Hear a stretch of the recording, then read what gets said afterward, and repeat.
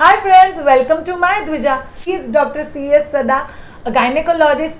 Doctor अभी मैं कुछ female private area related issues की बात करने वाली हूँ जो मैंने बहुत सारी लेडीज में पोस्ट डिलीवरी देखा हुआ है, अराउंड मेनोपॉज देखा हुआ है और कभी इन बिटवीन भी देखा हुआ है. So first question that I have is what is this post delivery या around the menopause dryness, vaginal dryness? Okay, एक तो dryness is one of the symptoms कि वहाँ जो एरिया में जो हार्मोन नॉर्मल हार्मोन लेवल जो कम हुआ लेडी का, तो one of the most common is वो हार्मोन लेवल कम होने से वहाँ ड्राइनेस आ जाता है. क्योंकि जो एक हार्मोन रहता है लेडीज़ का, एस्ट्रोजन बोलते हैं, वो वहाँ जो लेयर बनाने के लिए हेल्प करता है, which is a protective layer and layer which is like a feminine. तो जब वो हार्मोन कम हो जाता है पोस्ट मेनोपॉज में, डिलीवरी का इमीडिएटली, क्योंकि डिलीवरी टाइम में भी हार्मोन इम्बैलेंस चेंज हो जाता है, तो ये दोनों कंडीशन में ड्राइनेस आ जाता है. तो सोल्यूशन क्या है डॉक्टर उसके लिए? फर्स्ट थिंग, नाउ प्रेगनेंसी के टाइम में जो पोस्ट प्रेगनेंसी जो रहता है, either you can locally use some cream, generally वो इज नॉट रिकमेंडेड, मतलब डॉक्टर को पूछ के, या डॉक्टर पूछ के, और you can basically you have to just moisturise the area and do exercises so that your blood supply will come back. अच्छा, ये मेन चीज है. तो vaginal exercises, vaginal toning, pelvic floor exercises, उससे ब्लड सर्कुलेशन इंप्रूव होगा. और gynaec के पास जाओ ताकि वो आपको क्रीम या कोई मॉइस्चराइजिंग एजेंट देंगे जिससे वो एरिया का ड्राइनेस कम होने में हेल्प हो सकता है. और प्लस ये जो मेनोपॉज के टाइम में जो ड्राइनेस हो जाता है, तो उसके लिए तो हार्मोन का जो ट्रीटमेंट करना पड़ता है, उसको HRT बोलते हैं, हार्मोन रिप्लेसमेंट थेरेपी. तो वो भी आपको जो पेशेंट के प्रोफाइल के हिसाब से करना चाहिए कि वो उसको ऑलरेडी हिस्टेक्टमी किया, पीसीयू निकाला है, कि उसका पीसीयू नहीं निकाला है, उनका ओवरी निकाला नहीं निकाला, उसके हिसाब से सेक्स लाइफ एक्टिव है नहीं है, whether the husband is still there or he is not there, what is her plan, उसके हिसाब से we can plan proper HRT for her. अच्छा, तो ये कस्टमाइज रहेगा जो डॉक्टर स्पेसिफिकली प्लान करेगा. ओके डॉक्टर, मैं नेक्स्ट क्वेश्चन इज, अभी ये क्वेश्चन तो मेरा आई थिंक टीनेज से ही लोगों को में शुरू हो जाता है. वन इज वाइट डिस्चार्ज और उसके ही कोरिलेटेड इज ईचिंग. ये इनफैक्ट मुझे रिसेंटली किसी ने 12 साल की बच्ची है उसकी, उसने मैसेज किया कि उसको प्राइवेट एरिया में ईचिंग हो रहा है. फिर मैं अभी प्रॉब्ली 30-35 की एज में, तो वाइट डिस्चार्ज ईचिंग होते रहता है और मेनोपॉज के दौरान भी होता है. तो उसके लिए क्या सोल्यूशन? तो फर्स्ट थिंग जो ईचिंग होता है, most common is because of fungal infection.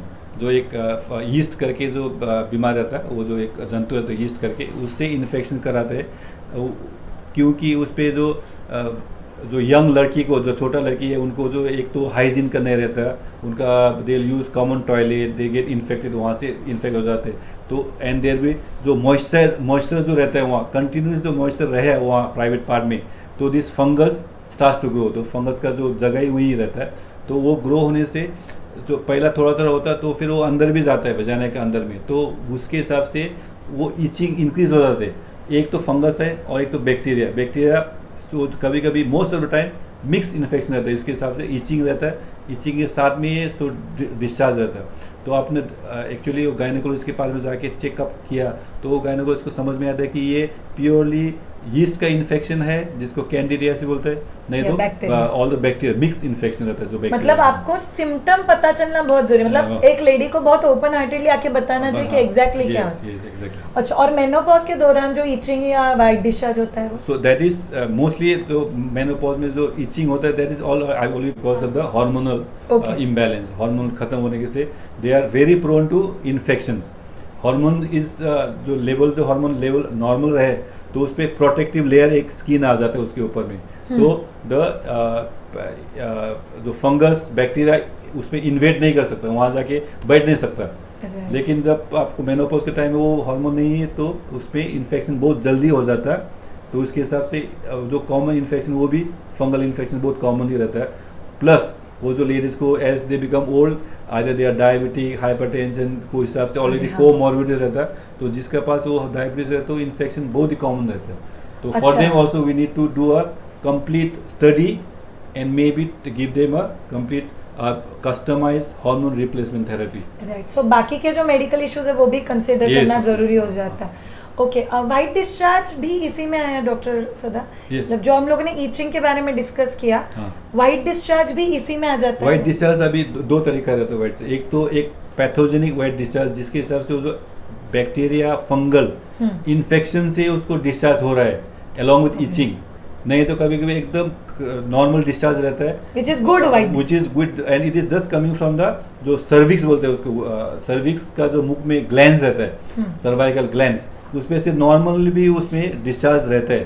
Plus there are times कि that discharge is normally during their sexual activity, जो डिस्चार्ज आता है कभी कभी वो भी डिस्चार्ज ज़्यादा आ जाता है, तो उनको लगता है कि वो डिस्चार्ज कि इतना ज़्यादा क्यों आ रहा है, या मे बी डॉक्टर के पास जाके मिलना है कि क्या है, but exactly that is a physiological discharge, white discharge, तो दैट इज नॉर्मल। तो डॉक्टर आपका कहना ऐसा है, मुझे अगर ईचिंग हो रहा है, बर्निंग सेंसेशन हो रहा है, तो मुझे डॉक्टर के पास जाना है? Yes. मुझे कुछ भी नहीं हो रहा है, मुझे नॉर्मल वाइट डिस्चार्ज है, तो फिर उसमें कोई प्रॉब्लम नहीं। अच्छा, तो I think it's a self assessment. Issue है तो डॉक्टर लगेगा, इशू नहीं है तो डॉक्टर नहीं लगेंगे, मतलब तभी के लिए। तो यूरिन इनकॉन्टिनेंस जैसे प्रेगनेंसी में बहुत लोग को होता है, अच्छी किया, जोर से छींक आया तो भी 1 या 2 ड्रॉप वॉशरूम हो जाता है, कभी कभी डिलीवरी के बाद होता है, और मेनोपॉज के आसपास तो बहुत लेडीज में मैंने सुना हुआ है। तो एग्जैक्टली उसकी वजह क्या है और उसको ट्रीट कैसे कर सकते हैं? ये जो इसको स्ट्रेस इनकॉन्टिनेंस बोलते हैं, जब भी पेशेंट हंसते जंप करते समय यूरिन निकल जाता है, it is either a trauma during delivery, because उसका जो ब्लैडर का जो सपोर्ट सिस्टम वो थोड़ा नीचे आया है, इसके हिसाब से जो उनको जो कॉन्टिनेंस बोलते हैं, जो यूरिन का जो कंट्रोल रहता है, हाँ। वो कंट्रोल खो गया है वो पेशेंट के ऊपर में, तो उसके हिसाब से वो भी स्टडी करना पड़ता है कि ये जो इनकॉन्टिनेंस, जितना जो ब्लैडर जो डिसेंट जो नीचे आ गया है, वो कौन सा पोजीशन में है, उसके हिसाब से सीवियर है और मॉडरेट है, माइल्ड है, उसके हिसाब से ट्रीटमेंट का मॉड्यूल रहता है, ट्रीटमेंट प्लान करना चाहिए। समझो कोई पेशेंट को ऐसे कि ज़्यादा डिसेंट नहीं है, थोड़ा है, तो there are some injections very commonly now there are some injections which commonly given in the this present day, but 100% with medical assistance. First you have to just try the medical therapy which is non-operative. So there are times when we can if this is the urethra जहाँ से पेशाब आता है, तो we are giving some injections inside where there is some urethral part inside the vagina. सो कोई injection देने के बाद में ये जो थोड़ा stress incontinence in the early part can be treated. Otherwise जो मेजर इनकॉन्टिनेंस जहाँ जितना ब्लैडर बहुत बाहर आया, बहुत ही वॉशरूम तो there are some different types of surgical intervention which I don't want to discuss, is too beyond our scope, but to be very simple surgical remedies भी है। यस, ओके, सो माइल्ड है तो the way he said injection, और बाकी surgical ways are also there to correct it, जो depends on I think person to person, जैसे आपने बोला। So thank you so much all of you, thank you so much doctor सदा। आपको ये video अच्छा लगा हो तो सब्सक्राइब का बटन ज़रूर क्लिक करना। These are women health and women awareness related videos। आपको पता है October month is counted as a mental health awareness month, और फीमेल प्राइवेट एरियाज़ के बारे में हम लोग इसीलिए बात कर रहे हैं बिकॉज फीमेल का मेंटल हेल्थ तभी बहुत पीसफुल रहता है जब भी उसको प्राइवेट एरिया रिलेटेड कोई कंसर्न नहीं है। और यहाँ पे तो हमारे साथ एक ऐसे डॉक्टर थे जो हम लोग को प्राइवेट एरिया रिलेटेड इश्यूज़ के सल्यूशंस बता रहे, और सल्यूशंस बड़ा क्लैरिटी देता है लाइफ में। आपको ये वीडियो कैसा लगा प्लीज़ हम लोग को कमेंट में लिख के बताना। आपका हर कमेंट मैं डॉक्टर तक पक्का पहुँचाऊँगी। Last but not the least, अगर आप में से किसी को डॉक्टर CS सदा से ट्रेन होना है, इनका पूरा टीम पूना में बेस्ड है, तो आप लोग इनके साथ कांटेक्ट कर सकते हो। इनके सारे कांटेक्ट डिटेल्स मैं यहाँ पे नीचे वीडियो में लिख रही हूँ, please go through it, contact them. एक जेन्युइन डॉक्टर से ट्रीटमेंट लेना ये एक लेडीज़ का हक है और उसके लिए एक ट्रीट होता है। So thank you so much doctor. First of all thank you to be such a sweet doctor who is so genuine and always smiling. Thank you so much. Thank you and take care. Bye.